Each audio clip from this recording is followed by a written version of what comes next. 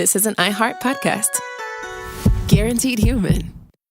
On eBay, every find has a story. Like if you're looking for a vintage band tee, not just a tee, the band tee. You wore it everywhere until your ex-boyfriend stole it. Now you're on eBay, and there it is. Same tee from the same tour. The things you love have a way of finding their way back to you, especially on eBay. Where else can you find that mint trading card you search for everywhere that's out of print? Or your first car, the one you wish you'd never sold? It has to be eBay. Shop eBay for millions of finds, each with a story. eBay. Things people love. With no fees or minimums on checking accounts, it's no wonder the Capital One bank guy is so passionate about banking with Capital One. If he were here, he wouldn't just tell you about no fees or minimums. He'd also tell you about how Capital One cafes are open 7 days a week to assist with your banking needs. Yep, even on weekends. It's pretty much all he talks about. In a good way. What's in your wallet? Terms apply. See CapitalOne.com/bankguy. Capital One N.A. member FDIC. Hi, everybody. Are you moonwalking right now? Well, it's Saturday, so you know I'm moonwalking, and this is my Saturday Select pick from July 21st, 2016, how the moonwalk works. Give it a listen right now. Welcome to Stuff You Should Know, a production of iHeartRadio's How Stuff Works.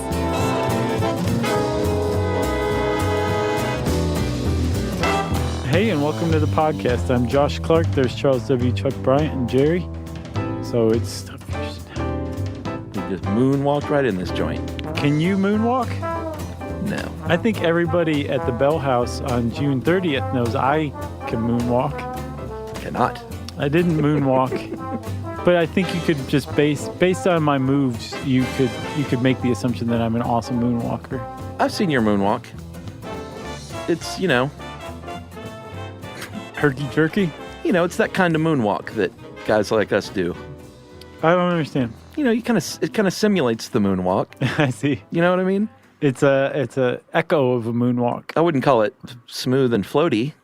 Oh, I would. Yeah? No, I know. It's not a great moonwalk. It's all right. I never learned the moonwalk because I didn't try to practice the moonwalk more than like once. And I was like, ugh, I can't do that. Oh, yeah? Oh, I just bailed on it. Like my brother practiced and got okay at it. Oh, I'm surprised he didn't teach it as a class for free to children in need. No, he got okay at it. But I don't know if I think I bail on things that aren't easy for me. Well, that's definitely a candidate for that. Yeah, I think that's a trait I have. I don't like to spend a lot of time on something that I don't think I'm good at. I'm not one of those like, no, man, I'm going to try to moonwalk until I learn it. I see. I was like, nah, maybe I just am not a moonwalker. Didn't you say you bail on books too that don't capture your attention at this point in your life? Was that you? I don't think I said that, but no, I didn't say that. Oh, okay. But I would. So will you work your way through a book?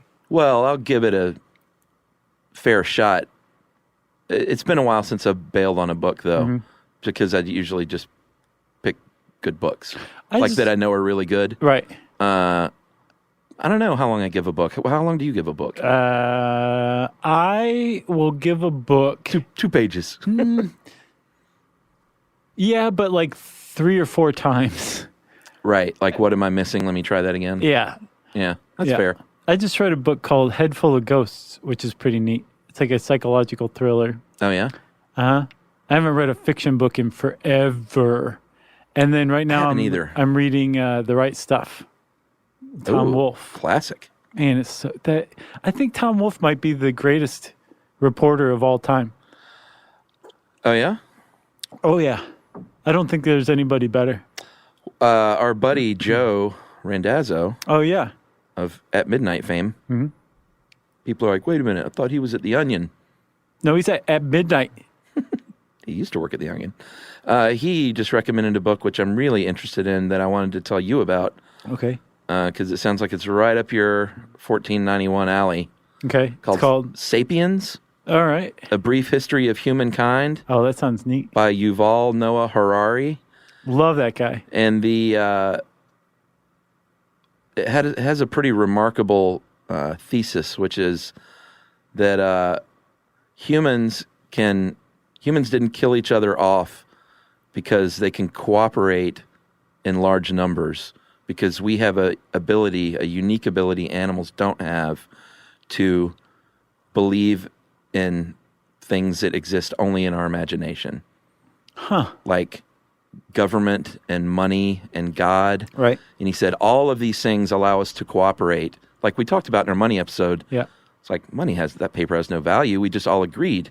So it's essentially fiction. Right. The whole concept of money. Right. It's just something we've all agreed on. And he said it's this cooperation by believing in these fictional things that is the only reason that humans didn't kill each other off like, any other weird species. Yeah, I've got to check that out. It sounds super interesting. Thanks, Joe. And he said it was amazing, so. And thank you for relating that. Yeah, I want to, maybe you should read it and just tell me about it. Okay. Because you still have never read 1491, huh? No, man, I'm a fiction reader. I try to read nonfiction, and I don't know, I just like a good fictional yarn more. I'm quite the opposite. Like I told you, I wanted to be a Civil War buff, and I got one of those huge books that's supposed to be great, and I just can't do it. You're the opposite. Like the Moonwalk. You don't like fiction. I do like it. It's just so much of the time I'm reading for work that... See, I think you would enjoy fiction as a break. Well, that's why I read Head Full of Ghosts. Right. I was like, I'm reading a fiction book. Yeah. I need to just read something different and use my imagination again. And it worked. It was like, it had an effect on me. What was that? What was it? Yeah, what was it about? It was about a girl who may or may not be possessed and like how her family unravels around her. Is it like pop lit? I don't know what that is. Like easy to read. Dean Koontz and John Grisham? No, it was a little more literary than that. Okay. And I wish I'm sorry to the author who wrote the book. I don't remember the dude's name, but yeah, he does a good job. I'm sorry to Dean Koontz and John Grisham all of a sudden. They know what they are. Those guys know what they are. Although Dean Koontz, man, that guy's imagination's fantastic. Sure. And I always assumed that he was better than Stephen King because he could finish a story.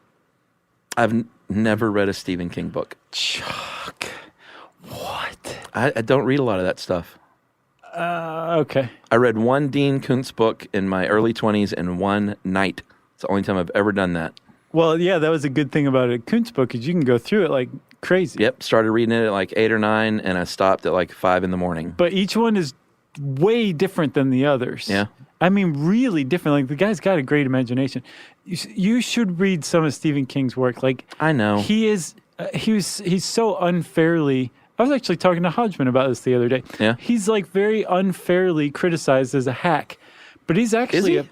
Oh, yeah. A lot of people are like, Stephen King sucks. But if you... Just because he's so prolific. Right. And because he very famously has trouble finishing a story. Oh, really? Yeah.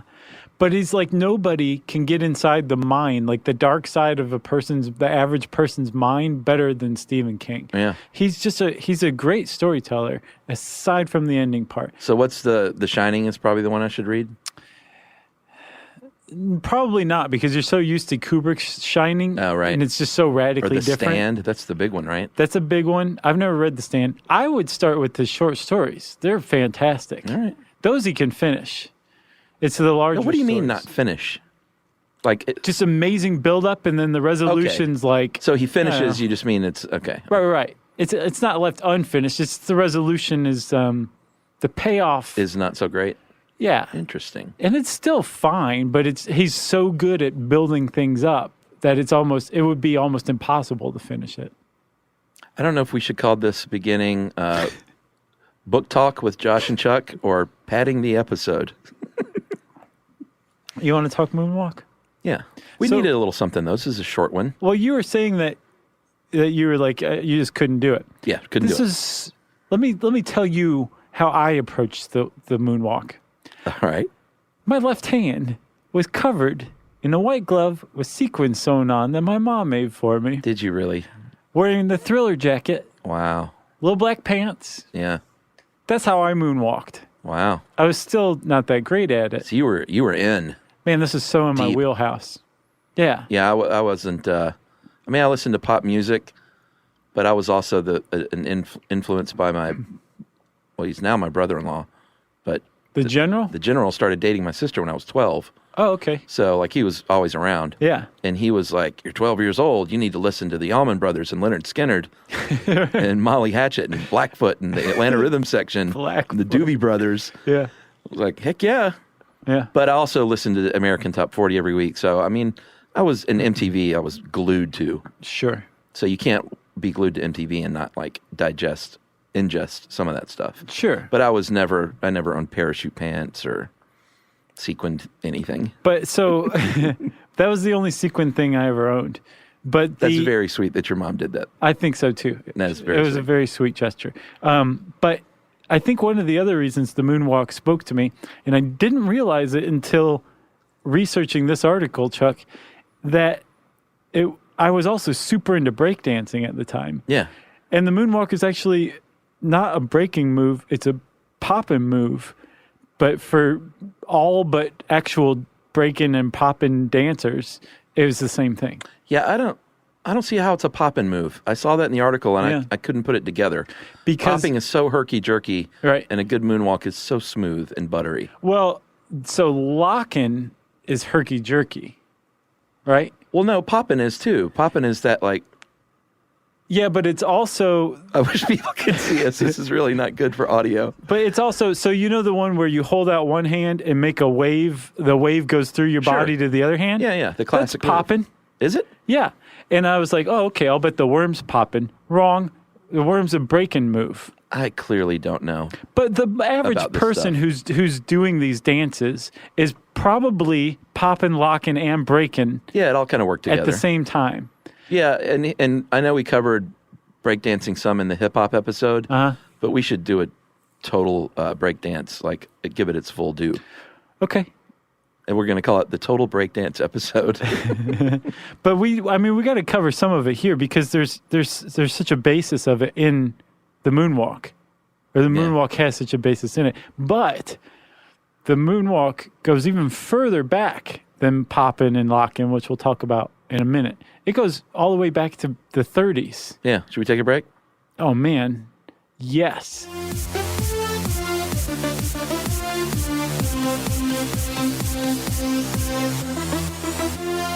The springtime thaw is finally here. Flowers are blooming, days are longer. We're saying yes to more plans and finally getting outside, running, walking, just moving again. It's the perfect time to upgrade your everyday go-tos with Bombas. Take Bombas sport socks. They're super comfortable and designed with sport-specific tech for running, cycling, yoga, hiking, you name it. I use them to run in, and I can tell you they work beautifully. So head over to bombas.com and use code SYSK for 20% off your first purchase. That's BOMBAS.com, code SYSK at checkout.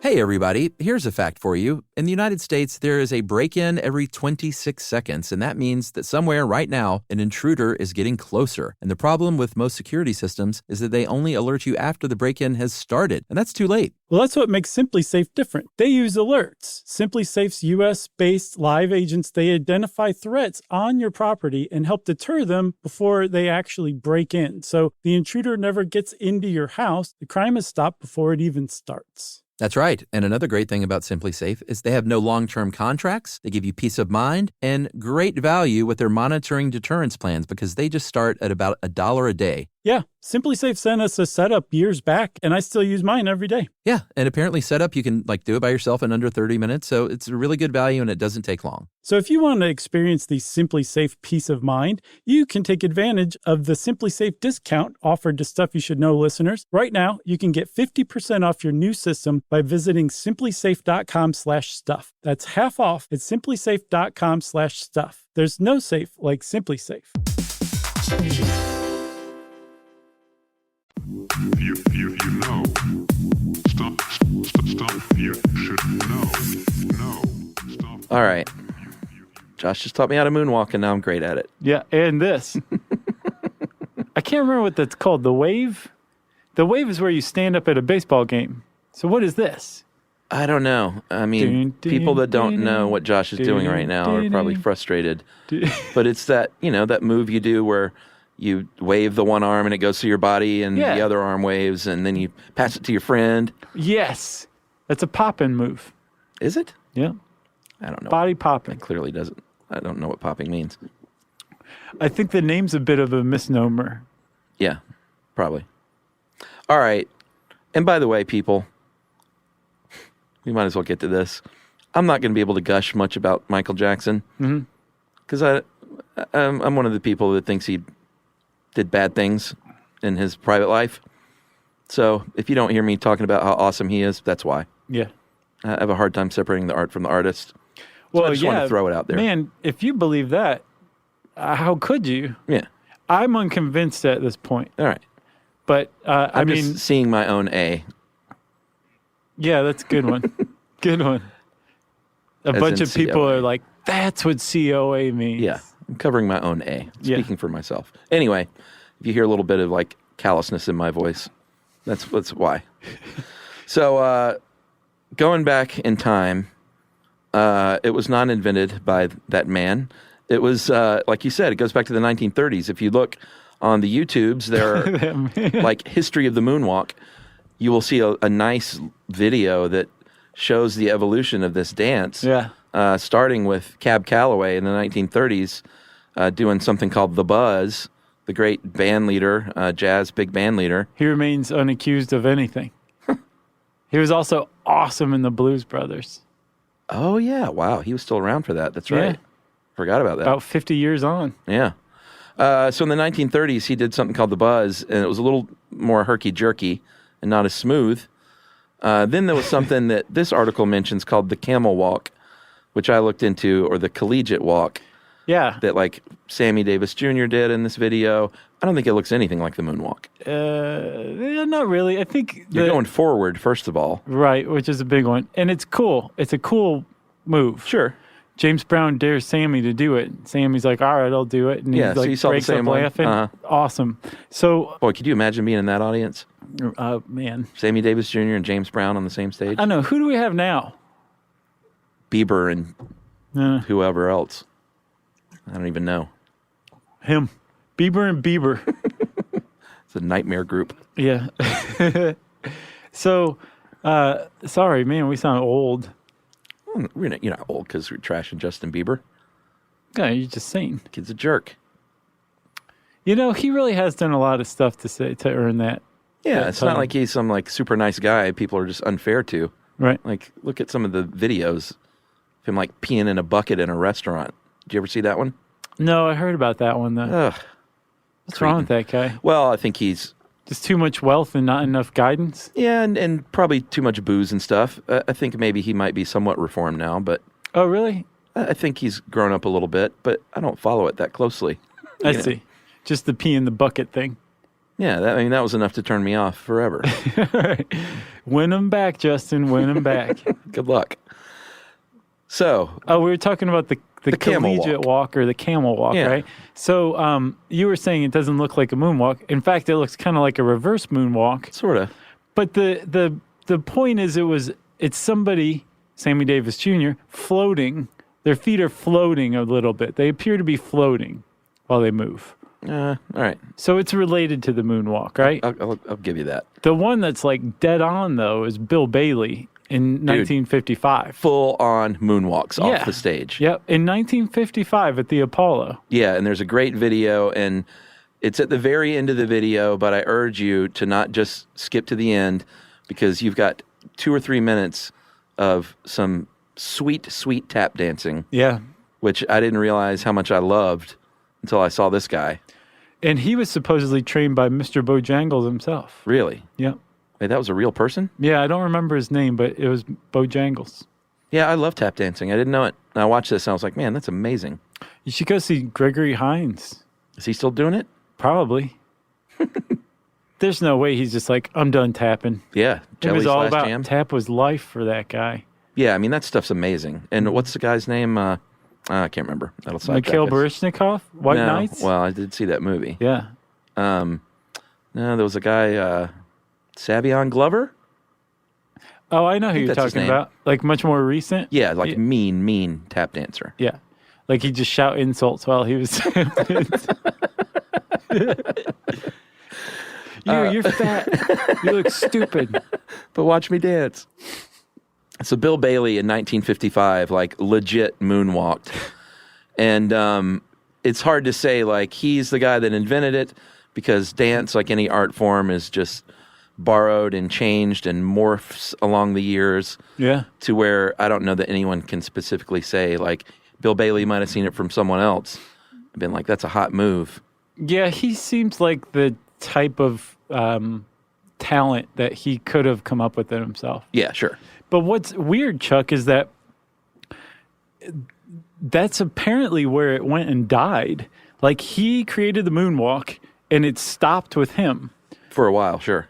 No, if you go back in the history of it, the people who popularized the moonwalk didn't know that he had done that. Oh, yeah, I see what you mean. So simultaneously, there's also some movement that's similar called the airwalk, but it's mime. Yeah. Like Marcel Marceau's walking against the wind. Very famous mime routine. Where his feet are floating, it's called airwalking, and it's strictly mime, right? Yeah, the difference between that and a moonwalk is that they're stationary and acting like they're walking forward. Right. And the wind is blowing them, but they're not going backwards. But it's also not part of a dance either. Correct. Because mimes don't dance. This is a weird little thing that I didn't realize. There was apparently a mime. There was a period of the 70s where mimes were cool. Yeah. Did you know that? Yeah, I mean, I remember watching Shields and Yarnell as a kid on television on major network TV. I was all brainstem at the time because I was totally unaware of that. Yeah, miming was a big deal, and that, like, I would practice that. Okay. A little bit. So, not for years, but yeah, I practiced miming. What a bizarre period of American pop culture. Oh, yeah. Shields and Yarnell, this mime couple, were they two dudes or? No, it's a man and a woman. Okay. I think they were married. Okay. That they had their own TV show. Oh, yeah. Shields and Yarnell was watched apparently by a lot of people, including you. Sure. It was also watched by a dude named Jeffrey Daniel. Yeah, man.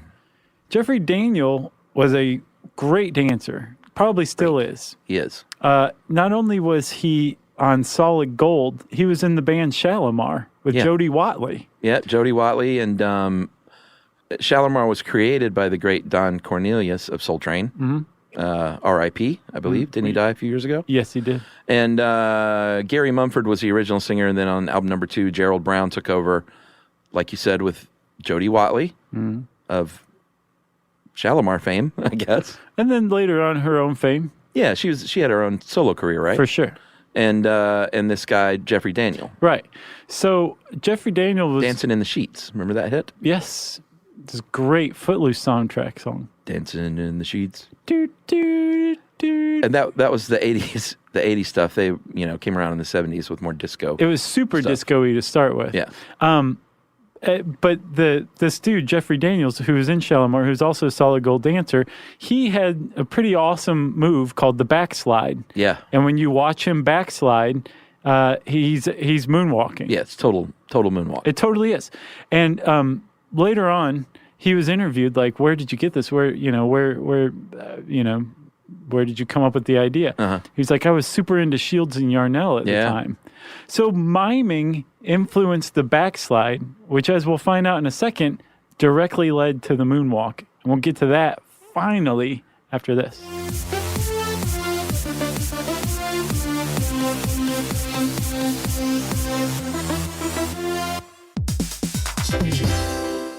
Hey everybody, here's a fact for you. In the United States, there is a break-in every 26 seconds, and that means that somewhere right now, an intruder is getting closer. And the problem with most security systems is that they only alert you after the break-in has started, and that's too late. Well, that's what makes SimpliSafe different. They use alerts. SimpliSafe's US-based live agents, they identify threats on your property and help deter them before they actually break in. So the intruder never gets into your house. The crime is stopped before it even starts. That's right. And another great thing about SimpliSafe is they have no long-term contracts. They give you peace of mind and great value with their monitoring deterrence plans because they just start at about $1 a day. Yeah, Simply Safe sent us a setup years back, and I still use mine every day. Yeah, and apparently setup, you can do it by yourself in under 30 minutes, so it's a really good value and it doesn't take long. So if you want to experience the Simply Safe peace of mind, you can take advantage of the Simply Safe discount offered to Stuff You Should Know listeners. Right now, you can get 50% off your new system by visiting simplysafe.com/stuff. That's half off at simplysafe.com/stuff. There's no safe like Simply Safe.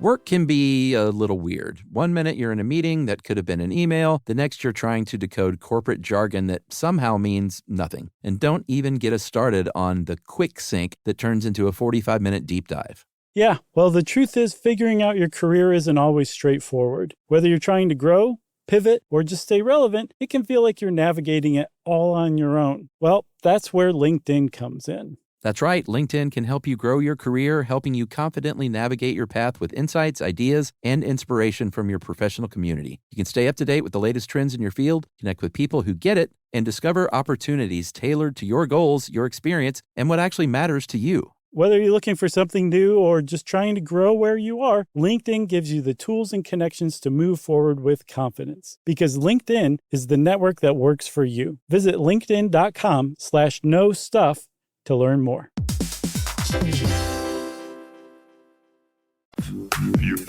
know. Stuff you should know. All right, Chuck, we're back. Yes. Jeffrey Daniel, I watched that interview. That's on the YouTube. It was on a British talk show called Soccer AM. Oh, the 2007 thing? Yeah. They had him on Soccer AM? Apparently it's not just about sports, but they have like comedy bits and pop culture stuff. Okay. So he was surprised on that show. They showed the clip of Bailey Right. in the 50s, and he was like, "What's that?" He's like, "I never even seen that." He was surprised to see that someone was legit moonwalking. Yeah. 50-something years earlier. Yeah, the same move. Yeah. It's not like, oh, that's kind of close, like maybe the camel walk or the buzz, like Cab Calloway. Yeah, it was a moonwalk. It was the moonwalk. But that's what I'm saying. That's what's so bizarre. Yeah. Is that this guy invented the moonwalk in 1955, and it began and ended with him. And it took mimes getting a TV show to create the moonwalk as we understand it today. Like, Well, what a they could radically have known different about it. Talk about chaos theory. You know what I'm saying, though? Like, other people could have influenced the mimes that knew about Bill Bailey. Like, it could have all been tied. I guess that's maybe. entirely possible. But Marcel Marceau was doing the airwalk as far back as the 30s, before Bill Bailey. Was he around in the 30s? From what I understand. Okay. Which is weird because... Well, he was pretty old in the 70s when he hit it big. So, yeah, I think then he was doing it in the 30s. Because that's what this article says. And I didn't find anything. Yeah, it said the 30s. I didn't find any footage of him from the 30s. Like, all of it seemed to be from the 70s or early 80s. Well, the heyday of mimes. I also looked up, I was curious why people hate mimes. And I did a little research, and of course there's no like definitive thing. There's not like a phobia? Like no, but everything I saw came down to a few things. They look like clowns. Yeah. And clowns, we did a whole episode on that. Coulrophobia. And the silent thing seems to bug people. Yeah. And then just the notion that they'll get up all in your face in a park. Yeah. You're out just enjoying your day, and a mime will come up and be like, start doing their, like, intruding upon you to do their act. Yeah. Which I don't even know if that's the case. Could do your act over there. Oh, it is. Believe me. Yeah? Mimes. Very intrusive? I like to start static. And I finish it. So back to Jeffrey Daniel. He's dancing on Soul Train. He's dancing on Solid Gold. There's another couple of dancers named Jaron Casper Candidate. Yep. Great name. And Derek Cooley Jackson, Jaxson. Another cool name. And they were moonwalking around or backsliding around. And so all these dudes were basically kind of laying the foundation for what the moonwalk would come to be. It got real, like, even if you watch Bailey's, it's a legit moonwalk, but it's not as smooth as Daniel ended up doing it. Yeah.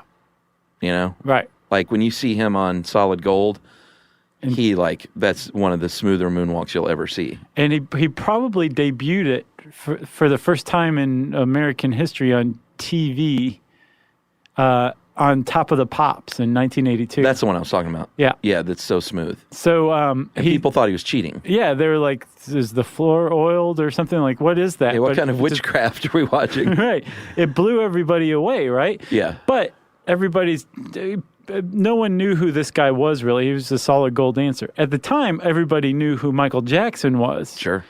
So about a year later, almost exactly a year later, NBC broadcast this special called Motown 25. Yeah, big retrospective.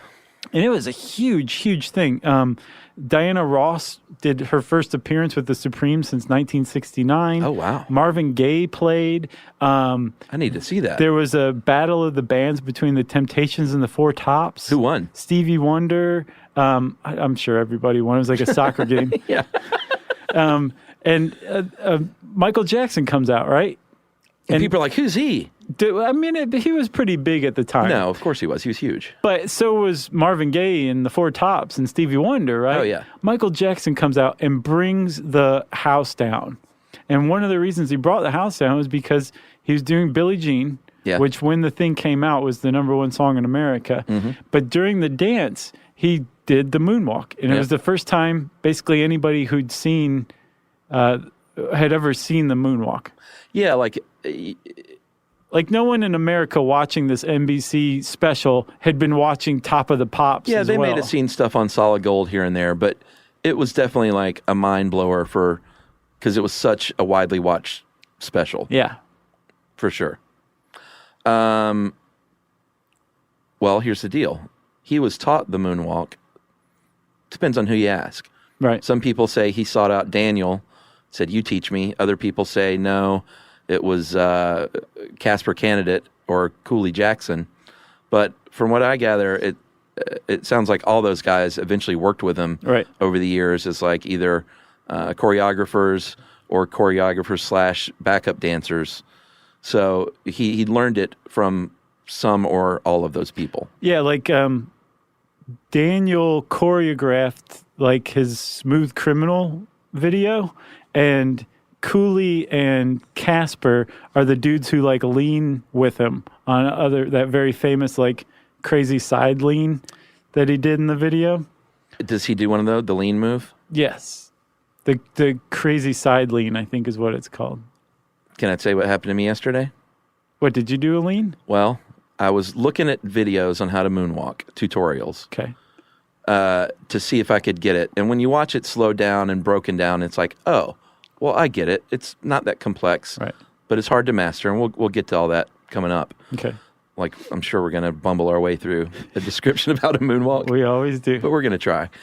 But then I started following into that little YouTube vortex of videos, and I saw this guy saying, here's how you do the lean. Right. And I was like, I want to know how to do that because it's cool. It is. It's like an illusion. It is. Like you're like, that's a camera trick, obviously. Well, it's not. It's real. Yeah. You got some strong ankles, right? And there's a guy, well, I don't. And there's a guy named Robert Hoffman who, it turns out, this guy is great. He does these dance tutorials, and he's kind of funny and does it in such a way that it's interesting to watch. Right. And so I encourage everyone to go watch Robert Hoffman's tutorial on how to do the lean. Nice. And he kind of he fully explains the illusion and how to do it well. And I look at it and I'm like, oh man, you're about to fall over. Right.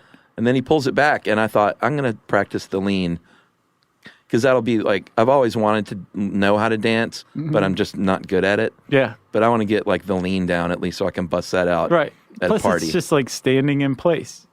Yeah. But you shouldn't even do it on a dance floor. Just while you're having a conversation with somebody, like slowly just start to lean. Oh, and that then would be so when they good. think you're about to go over, just snap back into place and be like, what? You're totally right. Because I don't go to dance parties anymore anyway. What am I talking about? Just regular parties. Yeah, I'll just be in the office one day in the kitchen, and I'll just do my lean. Oh, he's going to go, oh my God, he didn't go over. He stood back up. Oh, man. All right, so where are we? So we were talking about how there's a discrepancy over who taught Michael Jackson the moonwalk. Correct. The thing is Michael Jackson never claimed to have invented the moonwalk. People just assumed he had. Right. Because he was huge at the time. And he also later said that he didn't know what his dance routine was going to be for Billie Jean for this Motown special. I don't know if I buy that. So a lot of people say, well, obviously he just did the spur of the moment or whatever. No, totally untrue. He employed choreographers, and including those 3 guys, like you said. Yeah. All 3 of them worked with him as choreographers. Right. And he also, as far as his sister Janet, I think, says, they went to see Shalimar at Disneyland before this and saw Jeffrey Daniel doing the backslide and said, dude, you got to teach me that. Right. Here's some money. Teach me the moonwalk. Yeah. Oh, wait, it's not called the moonwalk yet. And he also said that he never called it the moonwalk, that it was actually the media that came up with that. Yeah, but I was he wondering adopted who it named for it. sure. Surely obviously someone named it. Some AP reporters know. like, I named it. Yeah. It was me. For what it's worth, Daniel said beside Shields and Yarnell that the Electric Boogaloos Yes. is who inspired him as well. And I looked up those guys. They're the ones who originated body popping. Yeah, and they were a dance group. And I was looking at one of them, and I was like, that's Rerun. Okay, you're talking about locking. Yes. It is Rerun. Yes, he was huge in it. He was a member of the Lockers, which was at one point the Electric Boogaloos. No, those are 2 different. Well, no, at one point they were merged. Okay, and then that's where poppin' and locking came from, because poppin' and locking are 2 different types of dance. Yeah, originally they were the Electric Boogaloo Lockers. Okay. And then I guess they diverged at one point. Okay. Maybe they were like, I want to lock, I want to pop. Well, the dude who invented locking, it was good friends with Rerun. Yeah. And like if you think of Rerun dancing, like those wrist twists and the jumps and the suspender stuff, that's locking. It through totally and through. is. And they were on that dance squad, the Lockers. It was Don Campbell who invented locking, Rerun, and then Tony Basil, the girl who sang Mickey. Oh, Mickey. Yeah. So if you don't know who Rerun is, and you're like, what in the world are you guys talking about? What? You oldsters. Oh, yeah. It was a TV show called What's Happening about these 3 friends in South Central LA in the 70s. Great show. It was very funny. And Rerun was one of the characters played by the great Fred Barry, who was in the Lockers, in the Electric Boogaloo Lockers. Yeah. And just go type Rerun dancing, What's Happening. Yeah. And what you're watching is pure locking. One of the great TV theme songs of all time, too. Now, if you throw what he's doing, it really is. Yeah. What instrument was that? Like a klezmer or something? I have no idea. It's weird. Yep. But it's a great one. If you throw in that arm movement, that wave, and the worm, you've got popping, locking, and breaking. Yeah. What people think of as breakdancing. That's right. Pretty amazing. Like I was thinking the other day about how in our lifetime, as people our age, and there's a range, but we've seen like at least 2 new complete art forms created in hip hop music, and breakdancing, created out of whole cloth. It's amazing. It is amazing. And new sports, like what? Like X Games and snowboarding and skateboarding. Oh and, yeah. Like we've seen these new things created, and you always think that, well, music is what else can you do? Right, nothing new under the sun. I guess techno and all that stuff that was created as well. Sure. Jazz. Well, that was before us. A little, but no, it's true.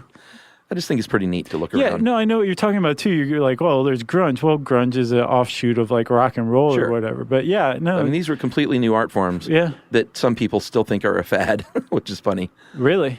Well, you hear like old curmudgeons like, rap was going to be a fad. It's like, no, rap is a brand new art form and it's here forever. Yeah. And it changes and morphs and is, it's amazing. It's neat. So, and we did a hip hop episode. You mentioned that, right? Yeah, it was good. I thought for, a couple of schmoes like us, I think we did a pretty decent job. Agreed. All right. So do we need to explain how to break dance? I want to hear you explain it. No, I can't. You mean moonwalk? Oh, what did it say? Breakdance? Breakdance. Yeah. We need to say how to moonwalk. Okay. So go ahead. Take it away, Chuck. Well, you're the one who does it so well. All right, you ready? Yeah. So you start, first of all, you want to take off your shoes and put on some socks on a nice slick floor. Yeah. Don't try to do it on like pine bark. No. Maybe pour yourself a vodka gimlet. Yeah, well, that's the drink of the moonwalk, right? So you are on a slick floor wearing socks, and you stand straight up and down, right? Mm-hmm. And you take your right foot and you put it out in front of you with your foot flat on the floor. Okay? Okay. Bend your left knee and go up on the ball of your left foot. Okay. Okay? Now, holding yourself in place with just the ball of your foot, everything is on whatever foot you have up, the ball of whatever foot you have up. Yeah, take a sip of that gimlet. Right. Maybe another one too. I need one now. And then you drag your foot back, the foot that's on the floor. And as you drag your right foot back past your left, you drop your left you drop your left heel and raise your right. That's right. And then you repeat the same process, and you're floating. There's the moonwalk, a.k.a. the backslide. You're pretty square if you call it the moonwalk these days. We had to title this episode Moonwalk because we wanted everybody to know what we were talking about, but it's called the backslide. Okay? That is correct. And I watched a tutorial, which the guy who did the tutorial actually wasn't great at it. Like he had it down, like how to teach you, but when he did it, I was going, that's not great. Was it Steve Brule? No. God, that would be great. I just think the guy had the wrong shoes on, personally. Oh. But I'll bet that's what he blames it on, too. The thing he stressed for a good moonwalk is a long stride, which is where you're lacking, if I can be honest. Oh, am I doing it too short? Yeah. Okay. Long stride, Josh. Okay. I didn't realize you'd had so many formed opinions about my moonwalk. That foot that you're keeping flat needs to be so flat to create the illusion. Right. What am I doing? I'm not talking about you now. Oh, okay. Your foot was pretty good and flat. Yeah. It's your stride. I pretend like it's dead, like my foot is dead. Oh, that's good. When I drag it. And then when you go to switch feet, he said you really just snap them both real hard to create that illusion. Yeah. Like a completely synchronized, simultaneous snap up and down with those 2 feet. Right. Your long stride, keep that foot flat, keep that vodka gimlet flowing. Yeah. And you're going to be moonwalking in no time. And then you can also, because what you're doing, it's supposed to look like you're walking while you're moving backward. You're walking forward but moving backward. Yeah, that's the definition of the moonwalk. So you can like add your arms swinging. Sure. Lean, like tilt your body forward a little bit. If you're real good. Michael Jackson used to like move his head up and down in rhythm to his walking or whatever. Yeah. And it adds to the effect. Totes. Shalimar. I feel like I kind of should try it. Try it right now. Well, I'm not going to do it now. You don't have a vodka gimlet? Nope. You got anything else? I need to go get some cocktail onions.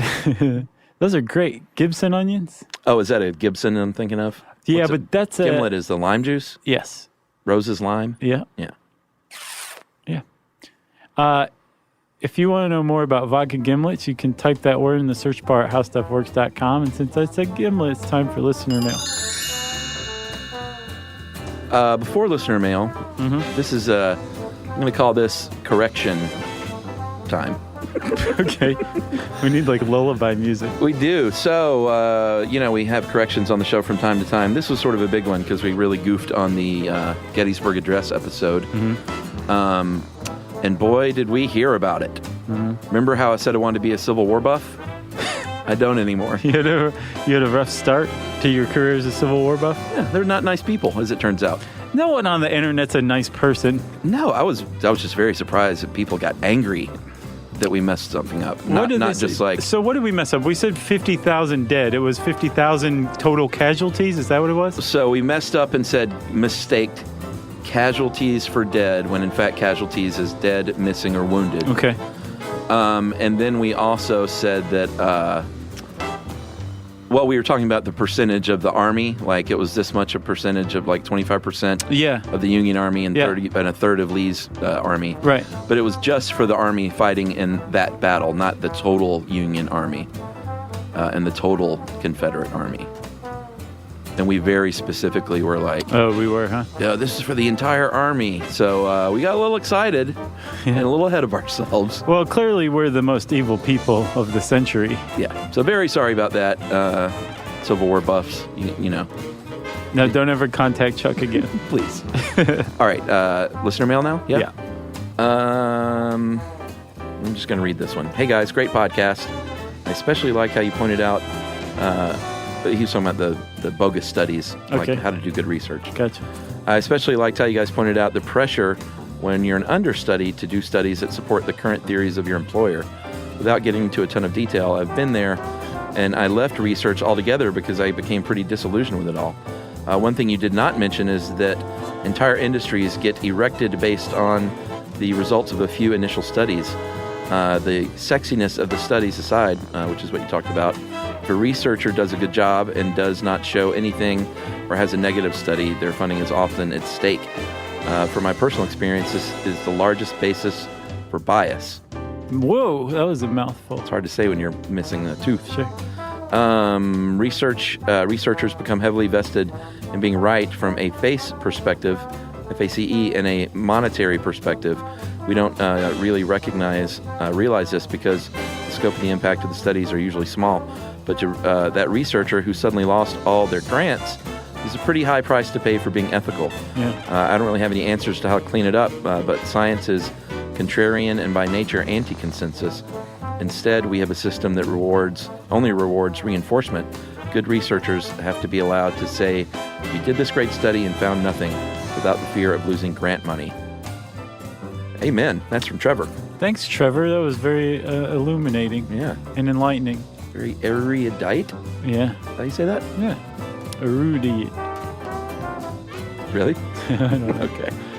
If you want to get in touch with us, you can tweet to us at SYSK Podcast. You can join us on Facebook.com/StuffYouShouldKnow. You can send us an email to stuffpodcast@howstuffworks.com. And as always, join us at our home on the web, stuffyoushouldknow.com. Stuff You Should Know is a production of iHeartRadio's How Stuff Works. For more podcasts from iHeartRadio, visit the iHeartRadio app, Apple Podcasts, or wherever you listen to your favorite shows.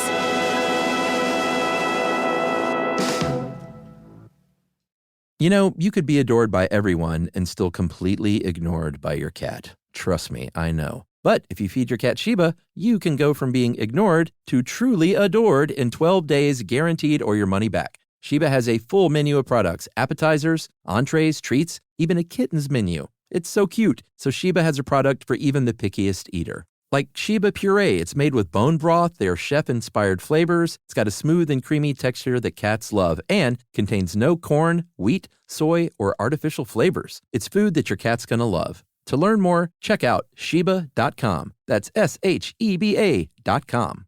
Introducing the all-new Mazda CX-5, featuring more connection. Hey Google, where's the nearest Pilates class? Safety that has your back. More discovery on the scenic routes. More passion in the details. And more control in changing weather. The all-new Mazda CX-5. More to move every side of you. See it in 5 films at MazdaUSA.com/5sides. Google is a trademark of Google LLC. Sequences shortened and simulated. This is an iHeart podcast. Guaranteed human.